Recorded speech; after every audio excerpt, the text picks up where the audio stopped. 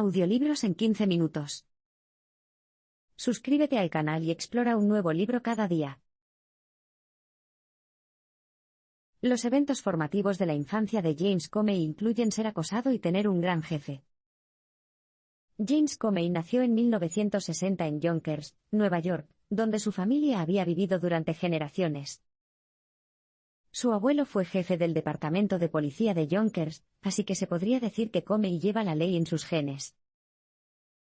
Pero cuando su familia se mudó de Yonkers a la cercana Allendale, Nueva Jersey, Comey pasó de ser un chico popular a ser blanco de crueles acosadores. La mudanza ocurrió cuando Comey estaba en quinto grado. Era el flacucho chico nuevo de la escuela con un mal corte de pelo, ropa que no le quedaba bien y el hábito de hablar demasiado. Para ahorrar dinero, la madre de Comey remendaba la ropa vieja, y le cortaba el pelo a su hijo, lo que ponía en el blanco a los acosadores de la escuela. A pesar de que lo golpearon repetidamente, lo golpearon contra los casilleros y lo trataron con calzones, el acoso le enseñó a Comey algunas lecciones formativas. Para empezar, hacía que estuviera muy atento a la gente leyendo.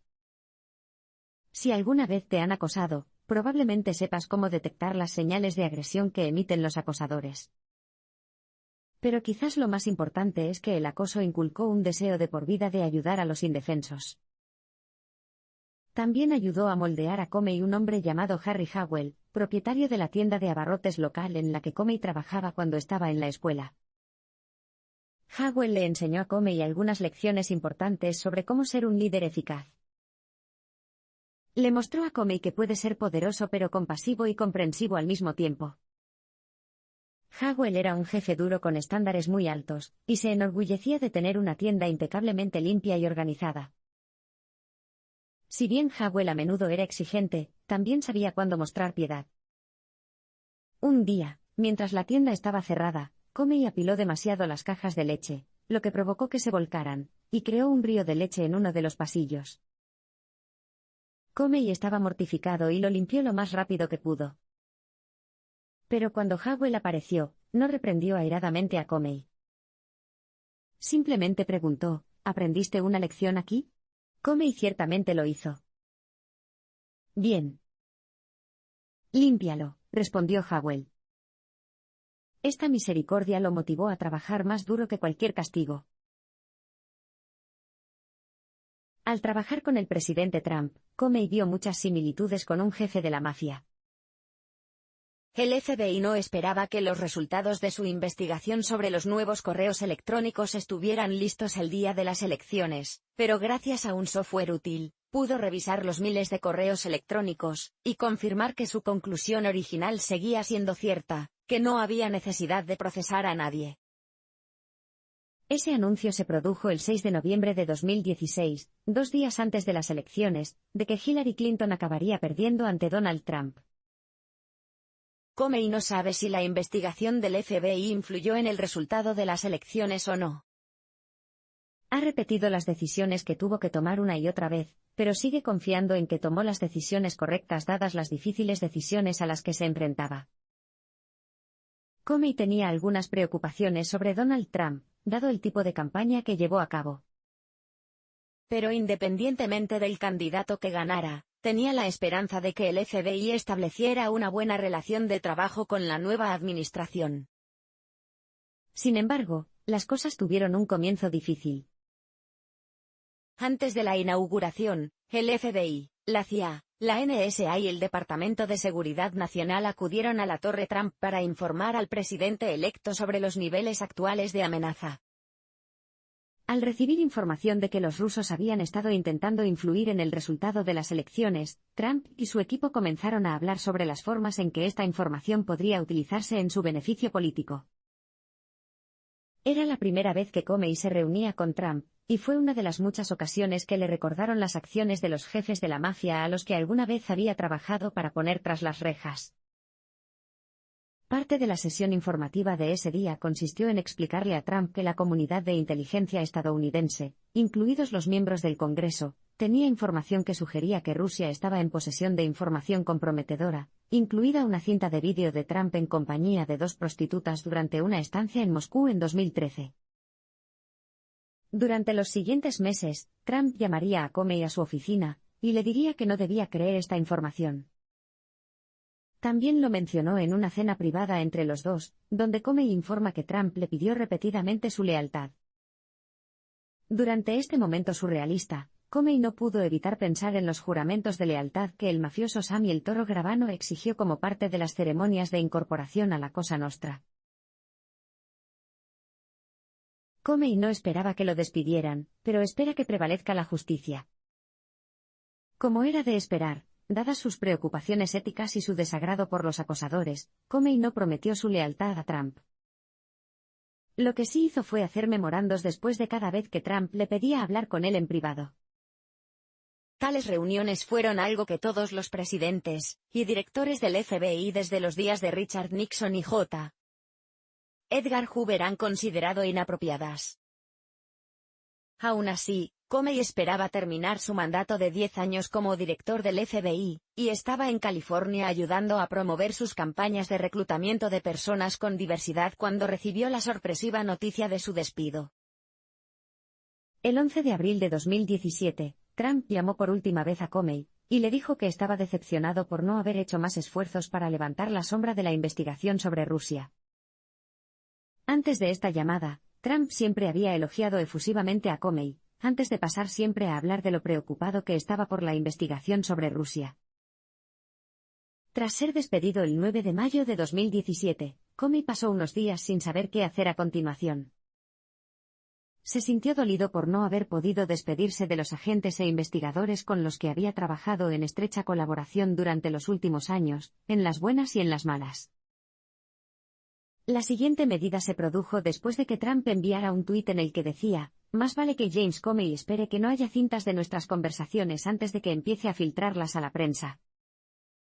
Puede que Comey no tuviera ninguna cinta, pero ahora que era un ciudadano privado, tenía todo el derecho a usar las notas que había hecho de sus conversaciones.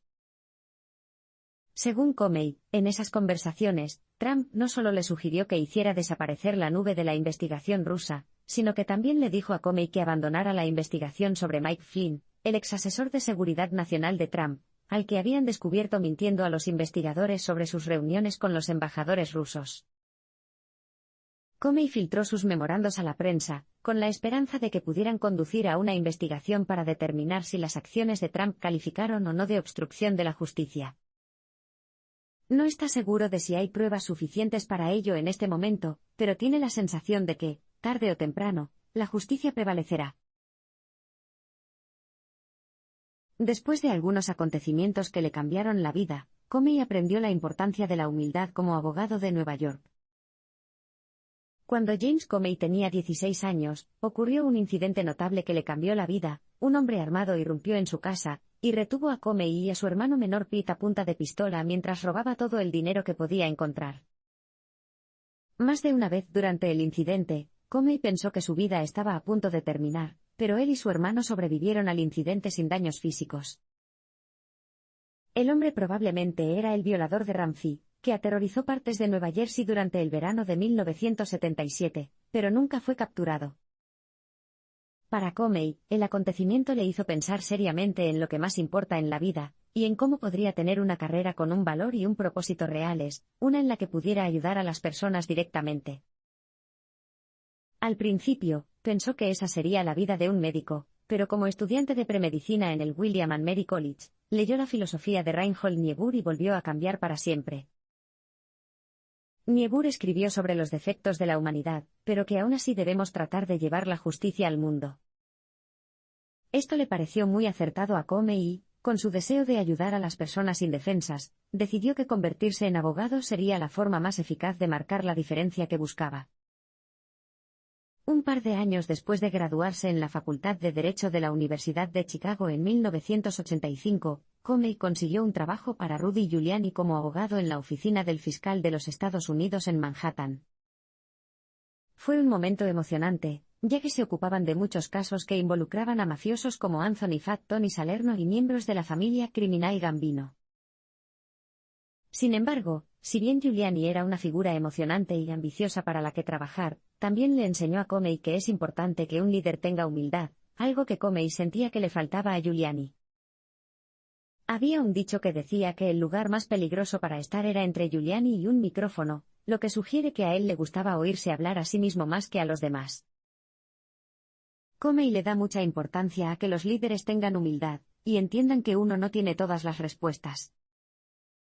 Sin este conocimiento, acabarás con un grupo de asesores demasiado asustados para decirte la verdad, o con cualquier punto de vista opuesto, y fuera de ese pequeño círculo habrá personas a las que les moleste tu actitud egoísta.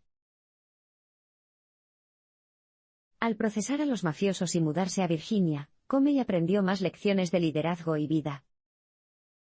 Una de las cosas más fascinantes de investigar a los mafiosos es que aprendes los secretos de su estrecha organización.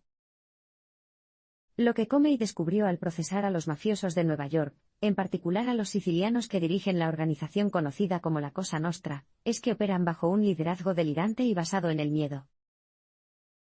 Una gran parte de esta organización hace un juramento de lealtad.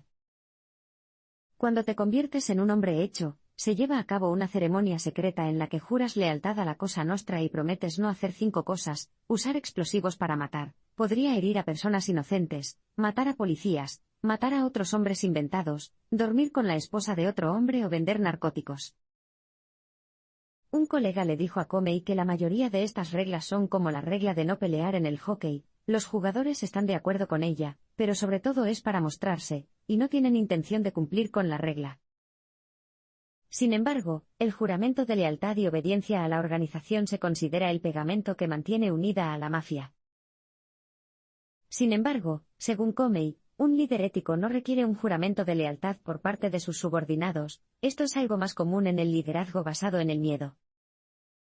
Tras dejar Nueva York para ir a Virginia en 1993, Comey trabajó para otro jefe influyente que le mostró cómo se puede lograr la lealtad a través de la confianza, el trabajo duro y la compasión. Esta jefa era Helen Fahey, y dejó una gran impresión en Comey al anteponer siempre los intereses del equipo a los suyos propios. En otras palabras, era lo opuesto a Rudy Giuliani.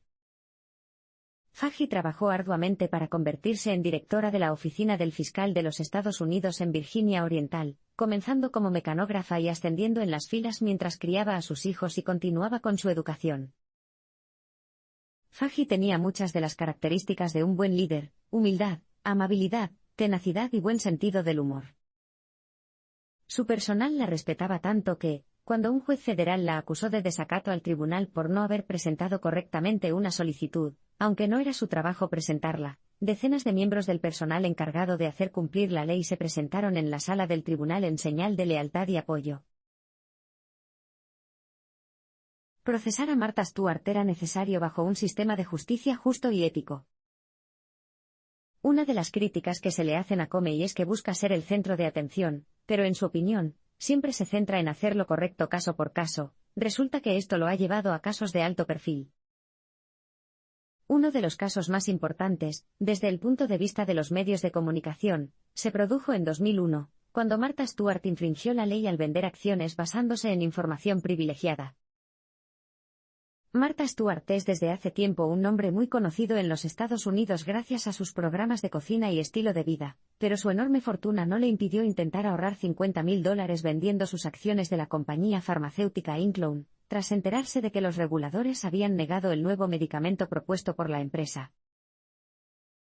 Stewart se enteró de la noticia a través de un corredor que compartía con su amigo Sam Waksal, uno de los directores de Inclone. Cuando Waksal se enteró de la decisión del regulador, inmediatamente vendió sus acciones. Pero dado que no se trataba de información pública, se considera uso de información privilegiada, lo cual es ilegal. Cuando el intermediario le pasó la información a Stewart, ella cometió el mismo crimen que Waksal.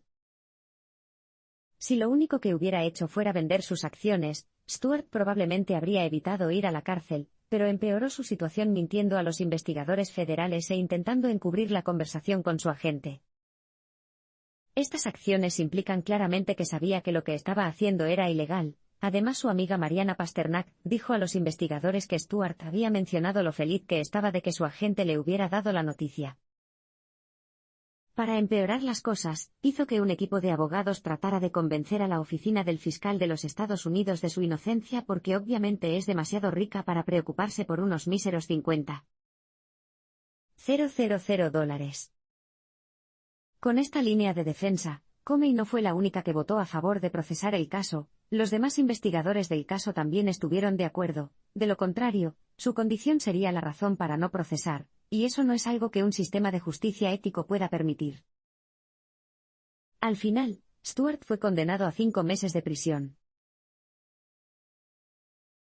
Como abogado del Departamento de Justicia, Comey luchó por las prácticas legales de vigilancia gubernamental.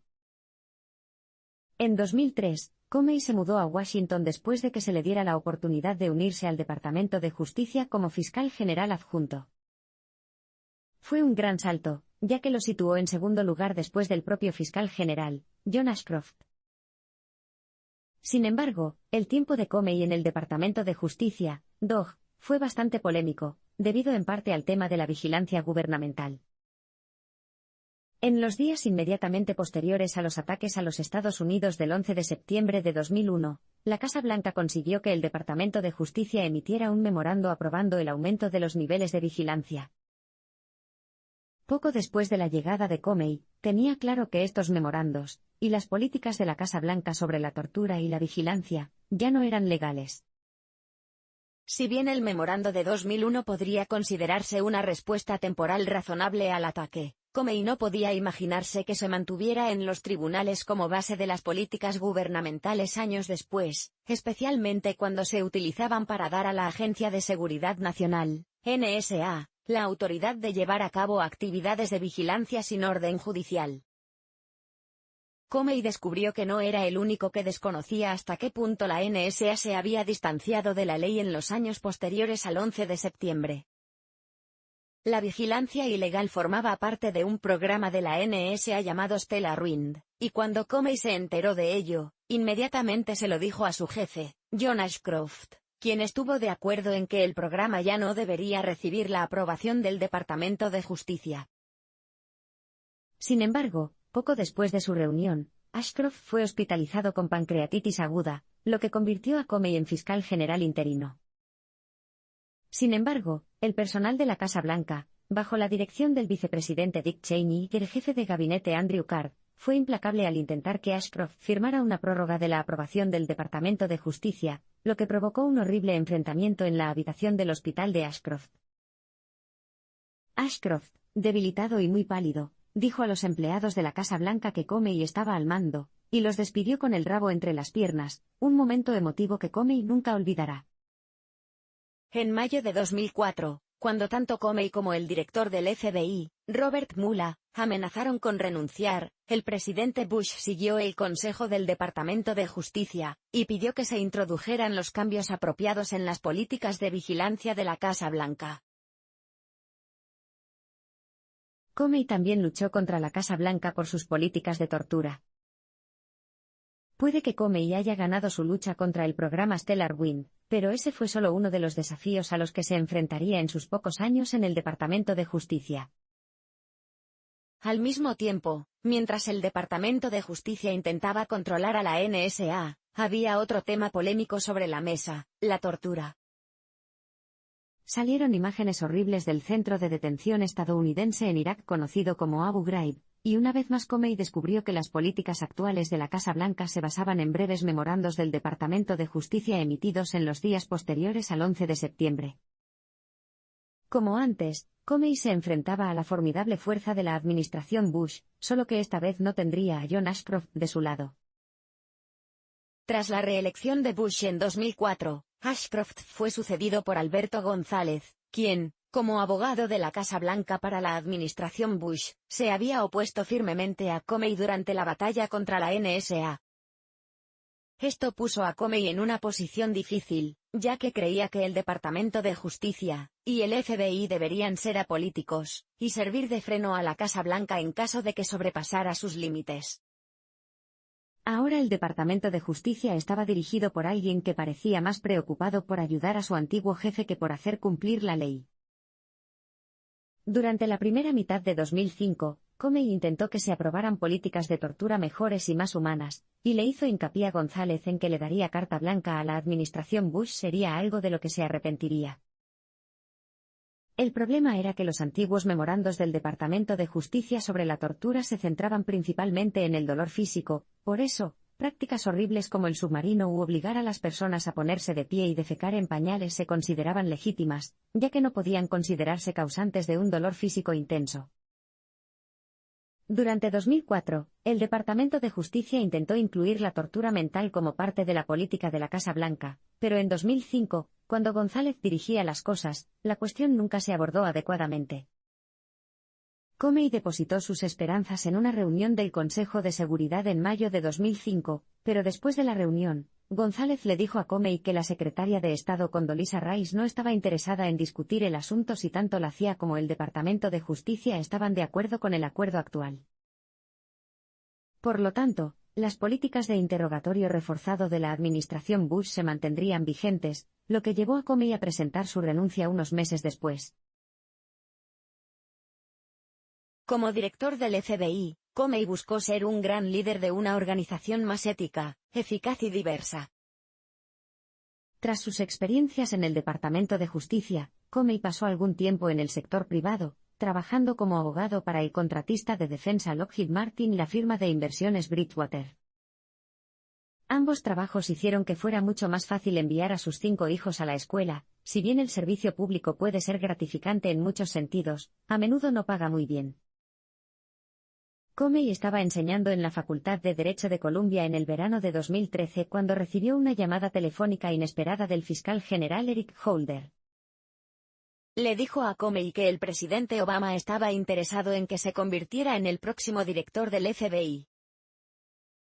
Esto intrigaba a Comey por varias razones. En primer lugar, no apoyaba abiertamente a Obama, a pesar de que su esposa sí lo era. De hecho, había contribuido a las campañas de los opositores a Obama en el pasado, pero al reunirse con el presidente, descubrió que era sorprendentemente inteligente y apreciaba muchos de los mismos principios rectores que Comey. Para empezar, Obama quería un FBI y un Departamento de Justicia independientes y apolíticos, algo importante también para Comey. Obama también agradeció la diversidad de opiniones, algo que Comey creía que era un sello distintivo de un gran liderazgo, y una cualidad que esperaba aportar al FBI. Más precisamente, como líder de la Agencia Federal de Aplicación de la Ley del país, Comey quería incorporar una ética sólida, y ayudar al FBI a ser más eficaz al reflejar mejor la demografía del país. A principios del siglo XX, el FBI sufrió un gran uso indebido bajo la dirección de su primer director, J. Edgar Hoover. Era un hombre obsesivo que guiaba por métodos basados en el miedo, utilizaba el chantaje para conseguir lo que quería, y se creía por encima de la ley. Comey creía que podía ser útil si mantenía al FBI alejándose de los oscuros días de Hoover. Del mismo modo, Comey quería hacer que el FBI fuera menos blanco y masculino. Este grupo demográfico representaba el 83% del FBI cuando se incorporó, y lanzar un programa de contratación diversa fue una de las primeras órdenes del día. Tras un 2015 violento, Comey se sintió conmovido por la comprensión y el liderazgo efectivo del presidente Obama. Poco antes del 4 de septiembre de 2013, cuando prestó juramento como director del FBI, Comey fue invitado a la Casa Blanca para mantener una conversación abierta y amistosa con el presidente Obama. En palabras de Obama, esto era algo que no podrían hacer después del 4 de septiembre, ya que era de mala educación que el director y el presidente aparecieran como amigos íntimos. Durante la reunión, y las pocas reuniones estrictamente profesionales que celebrarían en los últimos años de la presidencia de Obama, Comey quedó impresionado por lo inteligente y eficaz que era un líder. Comey tiene una lista de 6 rasgos de los grandes líderes, que son: un fuerte sentido de integridad y decencia. Tener suficiente confianza para ser humilde. Un buen equilibrio entre dureza y amabilidad. Transparencia en sus motivaciones. La conciencia de que todas las personas quieren que su trabajo tenga sentido, y la comprensión de que las palabras son importantes, pero las acciones lo son aún más. Si bien Obama reunía un buen número de estas cualidades, Comey también quedó impresionado por su gran sentido del humor y su capacidad para reír. Aunque este no es uno de los 6 rasgos, Comey creía que la risa era una buena señal de la confianza de un líder, y de que se sentía cómodo en su propia piel.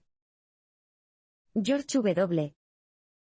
Bush también tenía sentido del humor, pero Comey sentía que sus bromas a menudo se hacían a costa de los demás.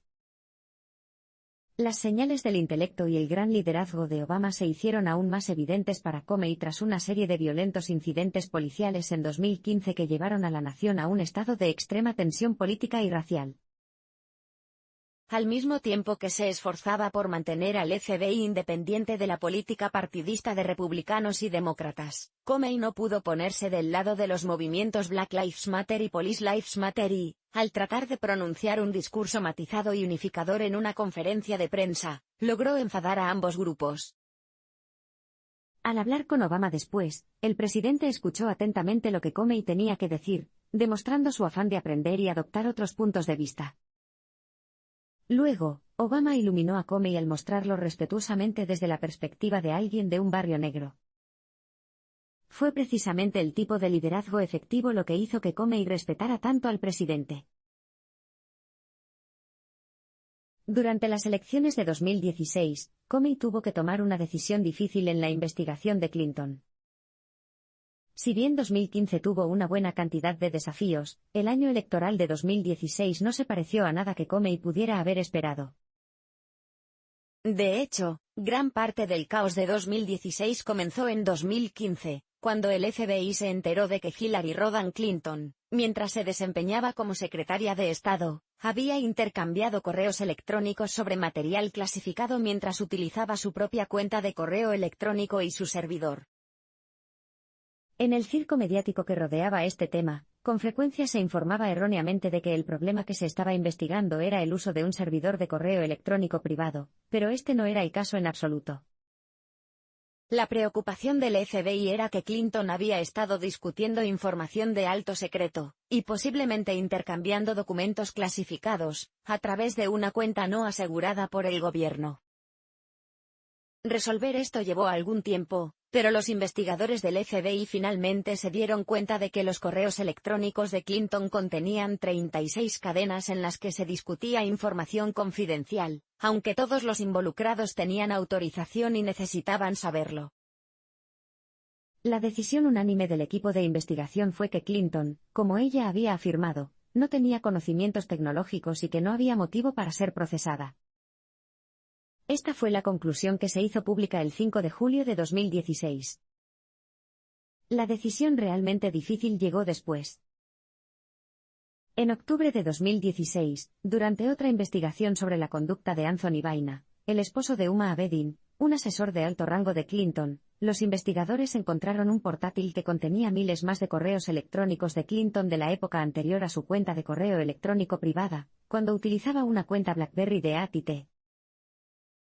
Faltaban solo unas semanas para las elecciones. Comey se encontraba en la difícil posición de tratar de ser transparente sobre lo que estaba sucediendo sin influir en el resultado de las elecciones. Como dijo que la investigación se cerró en julio, consideró justo mencionar que esto había cambiado. Si no lo hacía, era muy probable que la prensa lo descubriera de todos modos, ya que el FBI tuvo que obtener una orden judicial para abrir los archivos del portátil de Baina. Esto se vería mal, como si trataran de mantenerlo en secreto, y de darle un trato especial a Clinton. La única otra opción, además del ocultamiento, era la apertura. Por eso, el 28 de octubre, el FBI publicó una breve declaración en la que decía que, ante nuevas pruebas, el caso había sido reabierto.